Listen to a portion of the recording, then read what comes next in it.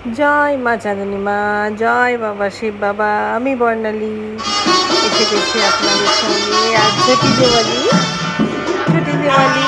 কালকে কালী পুজো, কালী দিওয়ালি, খুব আনন্দ উৎসব। আমার বাড়িতেও শুরু হয়ে গেছে উৎসব। একাদশীর থেকে আসে মহব্বত আলাদা, ওনারা বাজান, ওনারা তারপরে চলে যান, তারা বিসর্জন নিয়ে মাকে তারপরে যান। কদিন ওনারা আমাদের বাড়িতেই থাকে। সকাল থেকে মানে সুরের মূর্ছনা এইরকম। আর মা তৈরি হচ্ছেন, কুমোর যারা কাল দাদা আছেন ওনারা আছেন, মানে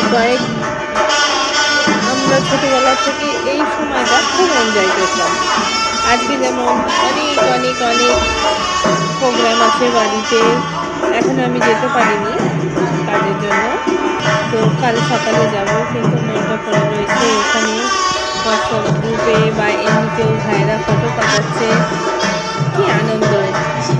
আমি একটা মেয়ে হলেও আমার অন্যান্য খুঁজতো যেত, পিস্ততো মাস্ততো সবার সঙ্গেই খুব সুসম্পর্ক আছে। তো বাড়ির ফটো পাঠায় আমাকে খুঁজতো ভাইরা, ওরা জিজ্ঞেস করে কখন আসছো। এটাই তো পরে পাওয়া সম্পর্ক। বাবা নেই, মা নেই, কিন্তু সম্পর্ক রয়ে গেছে, এটাই। আর মা আছে, আমার মা বলতে তাদের মা যে বলতো সেটা আমি নিজেও জানি।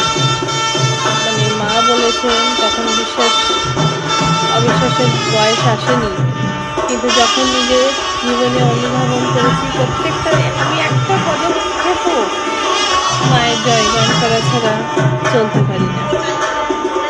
আর একটা কথা, আমি এই জন্যও জয়গান করি, এটা খুব হাসির ছলে বললেও কথাটা সত্যি।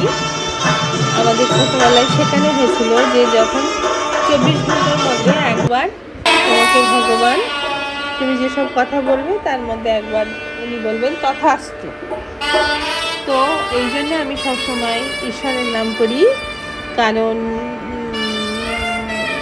আমার উইশ আছে জীবনে, আমি অ্যাম্বিশাসও, তাই সবসময় আমি ঠাকুরের নাম করি। এটা জানি কখন উনি তথাস্তু বলে দেবেন আর আমার ইচ্ছেটা পূর্ণ হয়ে যাবে। এই আপনারাও আসুন চাঁদনী মায়ের কাছে। ভক্ত না থাকলে ভগবান সেখানে থাকে না। মন্দিরটি সাজানো হয়ে গেছে। আজকে আসবে বিভিন্ন ডগরওয়ালা, তারপরে আপনার আরও ব্যান্ড পার্টি, আরও বিভিন্ন রকম লোক আসবে। মনটা ওখানেই পড়ে রয়েছে। আত্মীয় স্বজনদের বলছি কাল দেখা হবে।